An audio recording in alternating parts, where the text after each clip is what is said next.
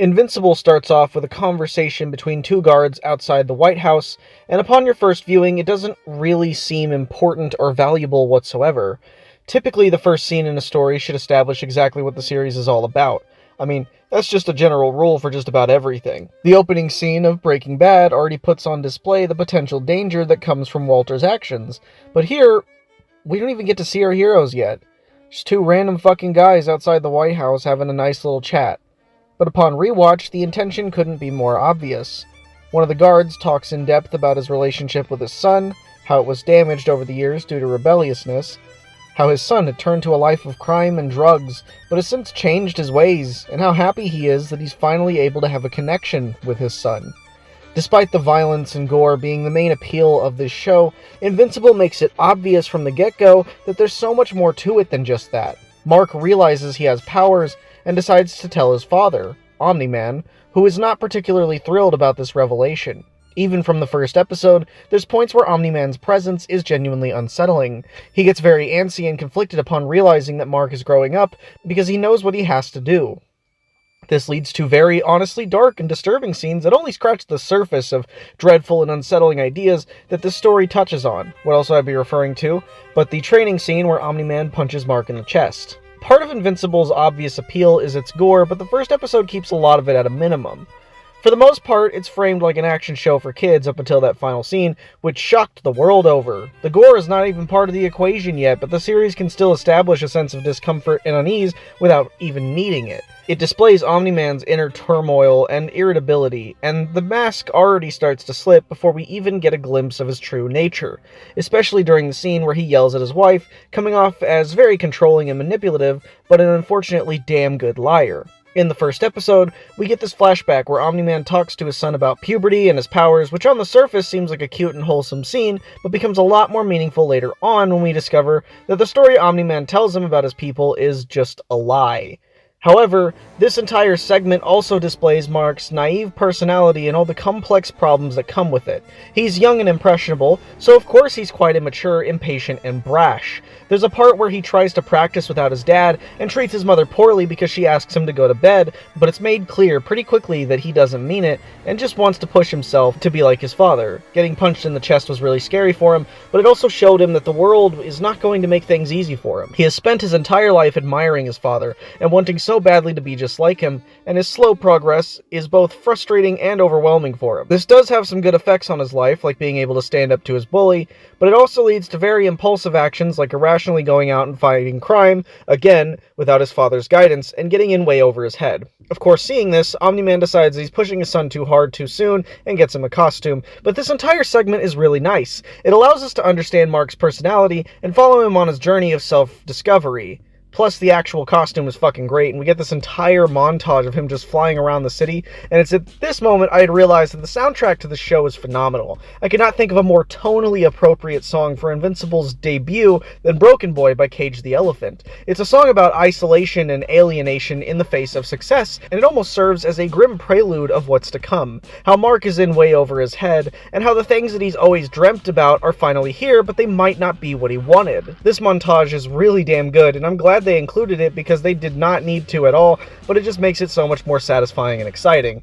But of course, nothing in this episode compares to the twist at the end, which is this brutal battle in which Omni-Man kills the Guardians of the Globe. Like, I just adore that they went through the trouble of giving each member of the Guardians of the Globe a small final scene to display their personalities and the lives that they've been leading up until this very moment.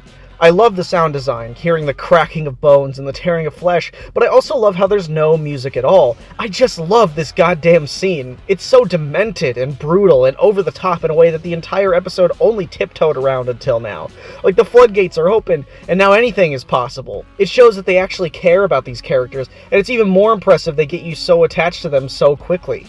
Invincible is written with so much nuance, and there are small things the viewer might miss that actually make the scene even more disturbing. Like with Red Rush, in his final scene, he's on a date with a beautiful woman, and he tells her that his perception of time is agonizingly slow, that most normal conversations can go on for what feels like an eternity. Of course, she feels insulted by this, so he saves it by charming her and stating that she's the exception, but it also made me sad because of the scene where Omni-Man crushes his head between his hands. He brutally punches him in the chest over and over, breaking his hands but continuing to hit him him again and again with all his might, to no avail as his head is smashed between his fingers. But knowing how his perception works, it means that this was 10 times more agonizingly slow and painful than it would be for a normal human being. The theme of fatherhood is reiterated once again at the start of episode 2.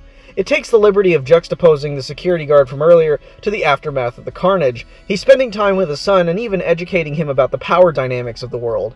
I love the choice to use a real-world example to show that these power dynamics exist even in a world without superheroes. If you recall in the first episode, Mark tossed a trash can by accident, and that very same trash can hits the security guard and his son from the opening scene of the season. The son manages to save his father just in time, but he's more touched at his son finally acknowledging him as his father.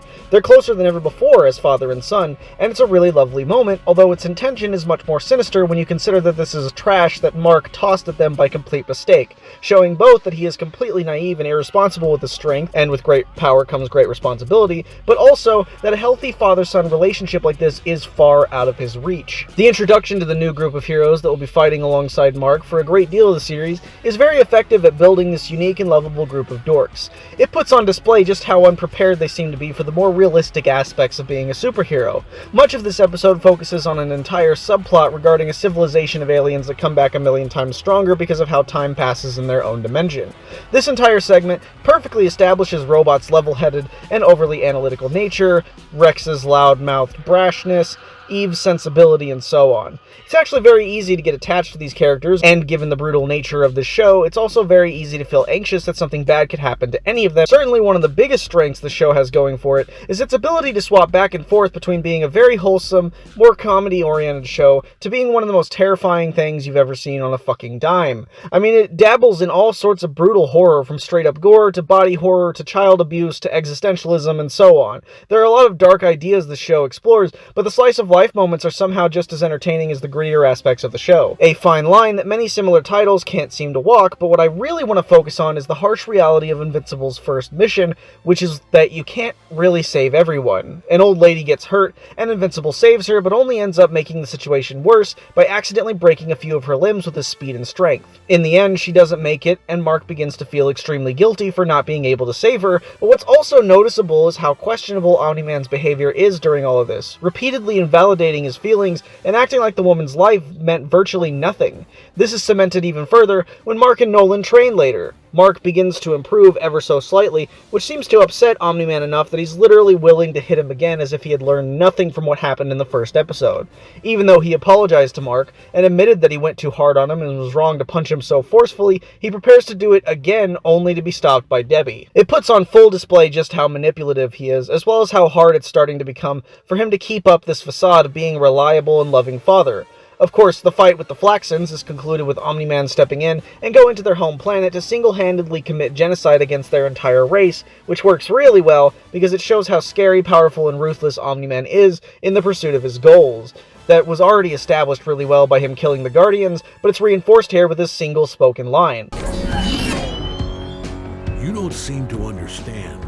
Earth isn't yours to conquer. Upon a blind viewing, it's pretty easy to overlook. It sounds as if he's protecting Earth, but really, in the wise words of Titan from Megamind, I wouldn't say free, more like under new management. It's just unsettling, and I think adds to the mystery of his motivations quite well. At the funeral of the Guardians, Omni-Man gives a passionate speech about how much they meant to him.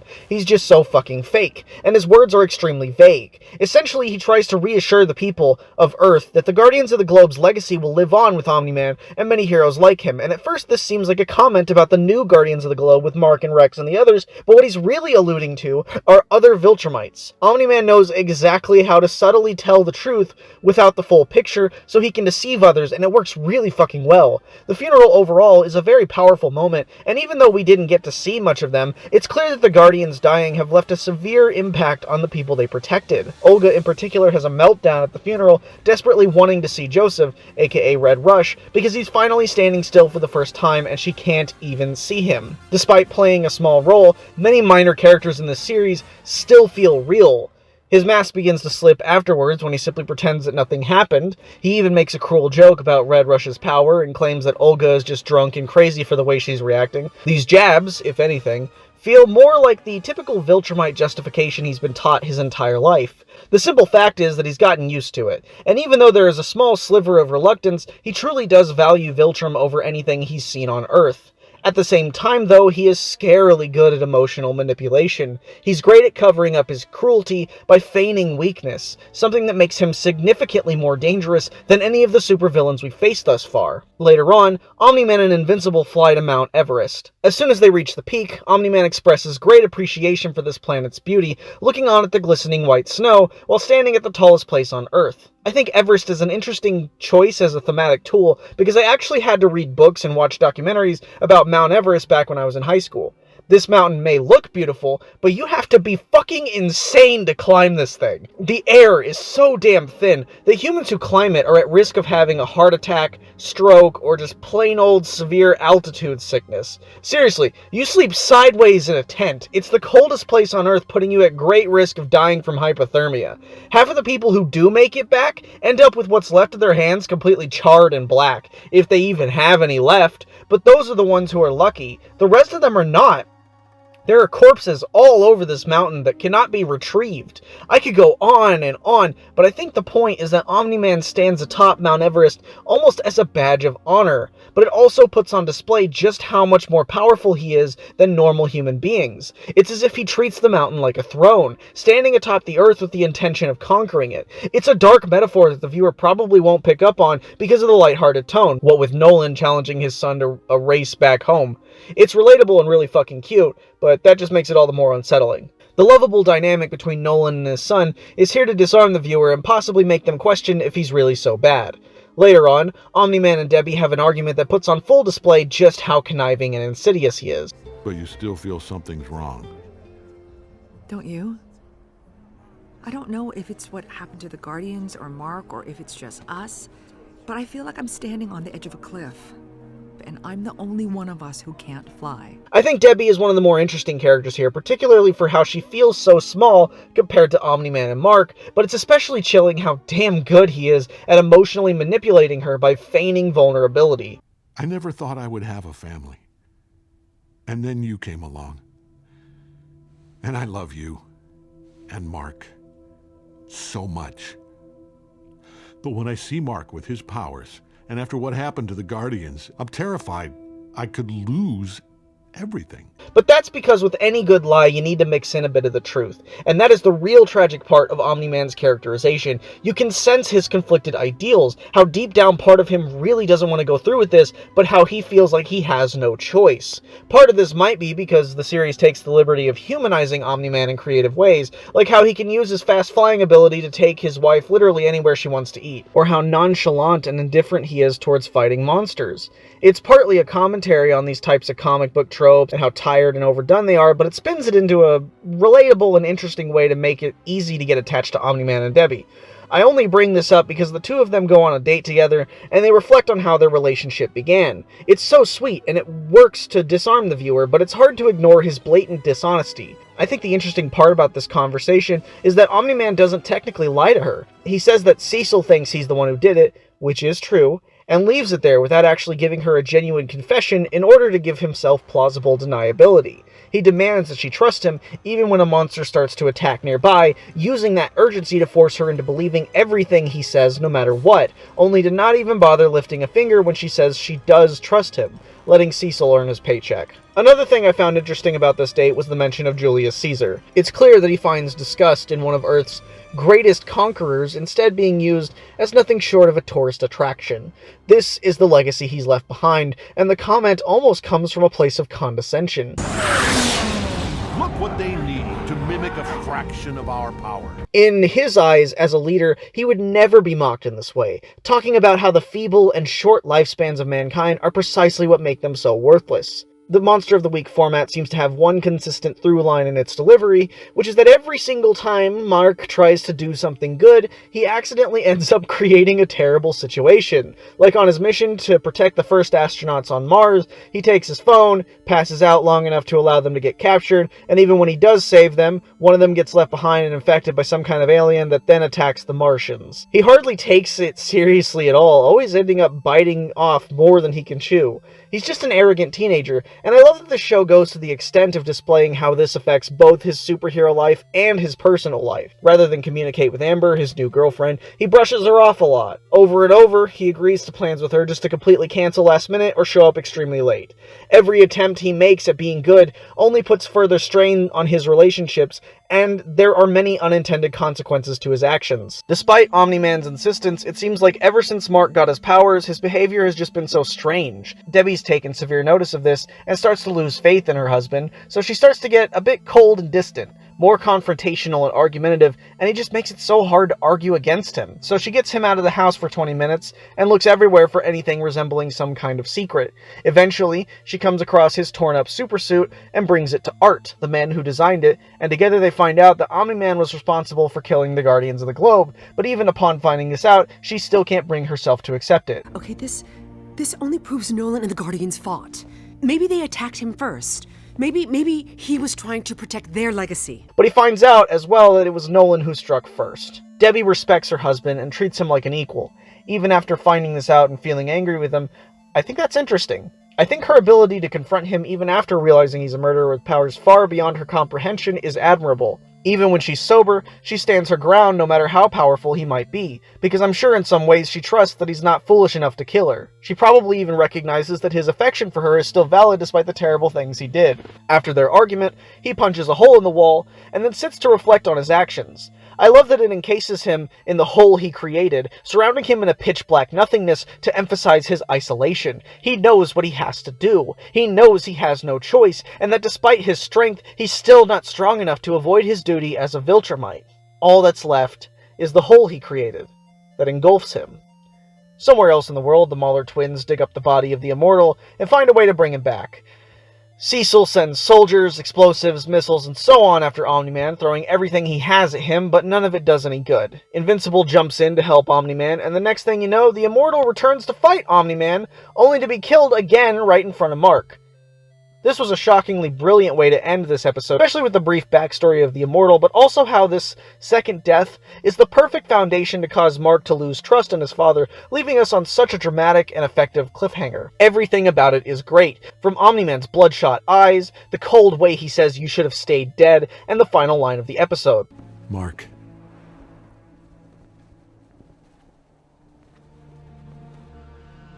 We need to talk. Thus, we have finally made it to the final episode of the season, which is set up brilliantly. Already off the bat, it wastes no time in finally explaining the truth of Omni-Man's origins, in direct juxtaposition to the story he tells Mark in the very first episode. Essentially, it boils down to Omni-Man's race of Viltrum practicing eugenics. Then once they achieve ultimate power, they become a fascist regime. Essentially, the twist is that Omni-Man didn't do this for any good reason. He is a colonist, and that's about it. He's not some utilitarian, misunderstood villain who secretly had a good reason. No, he's a fascist who justifies his cruelty as a means of spreading his strength and giving people opportunities to ascend, echoing the justifications of Nazis and just about every other fascist regime. Everything about this episode is fucking spectacular. The chilling music, Mark's denial and lack of belief causing him to attack his father while believing that he's being controlled somehow.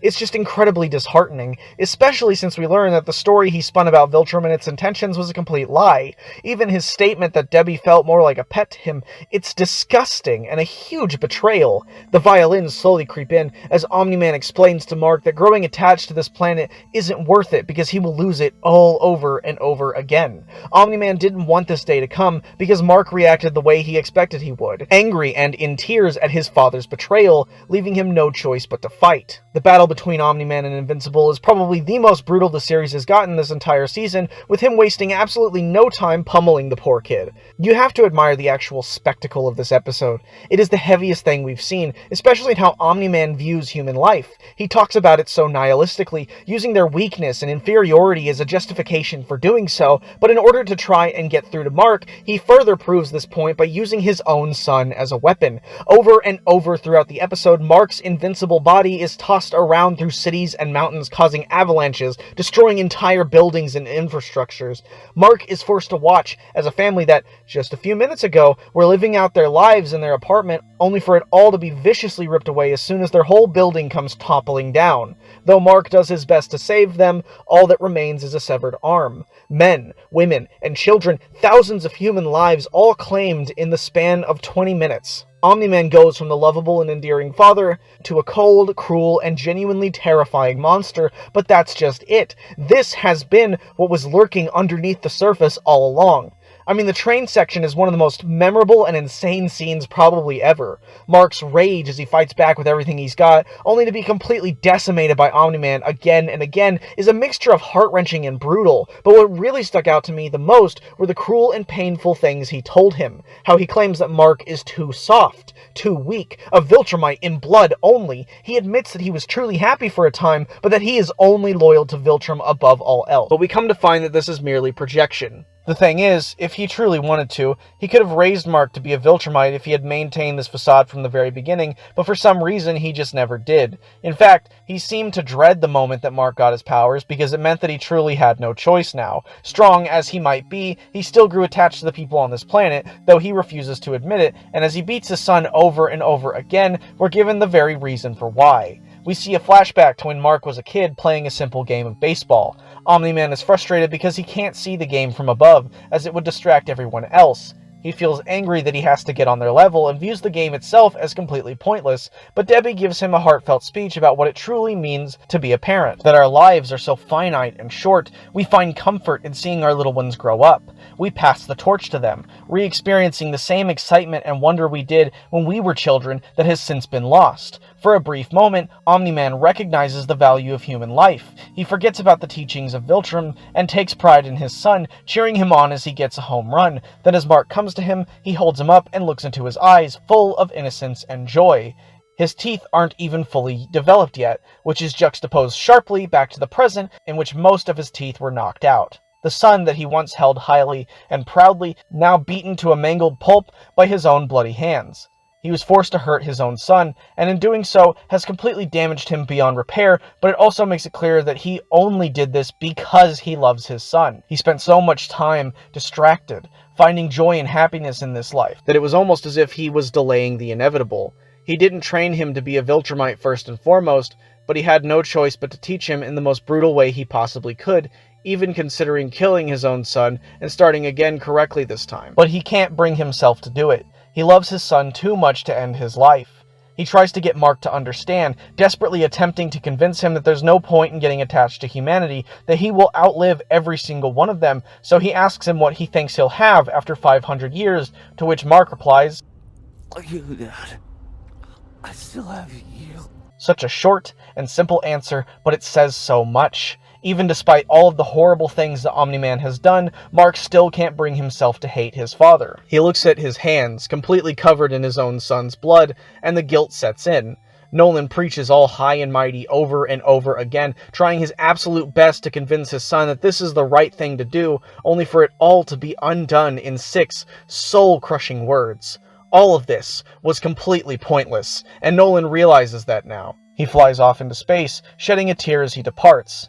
There's not really much else for me to say about the remainder of this particular episode. It does a pretty great job at showing just how much of a detrimental effect this had on not just Mark and Debbie, but everyone. He was one of the world's greatest superheroes, and to see him be so cruel is truly devastating. Debbie does her best to comfort Mark, telling him how proud she is of him for finding the courage to stand up against his father, but he's much too hurt to process it, and she is too. Cecil does his best to comfort her by protecting Omni-Man's secret identity, but in truth, nothing can fix what has happened.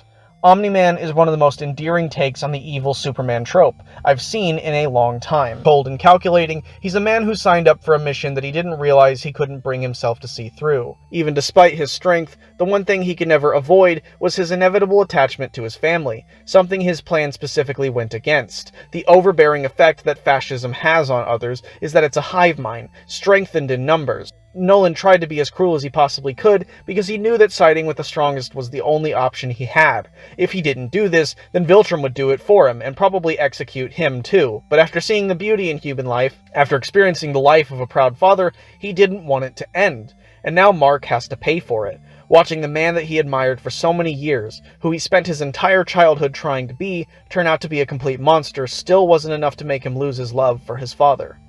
Thank you for watching. I have a few other Invincible videos down the pipeline, And if you want to see them, just be sure to subscribe. Catch you in the next video.